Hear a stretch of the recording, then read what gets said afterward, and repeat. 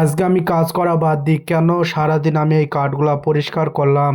তো বন্ধুরা, তোমরা সবাই কেমন আছো? আশা করি ভালো আছো। তো প্রতিদিনকার মতন আবারও আজকে সকালে উঠে আমি ব্রাশ করতে করতে আমার চোখ পড়ে যায় বন্ধু আর বন্ধুর গার্লফ্রেন্ডের দিকে। দেখি ওরা দুজন মনে সুখে গল্প করছে শীতের সকালে। তো ওদেরকে ছেড়ে আমি তাড়াতাড়ি রেডি হয়ে নিয়ে তারপর আমার ভার্সন 4-এ আমার কাজের ড্রেসটা রেখে আমি শীতের সকালে সৌন্দর্য উপভোগ করতে করতে সোজা চলে গেলাম কাজের দোকানে।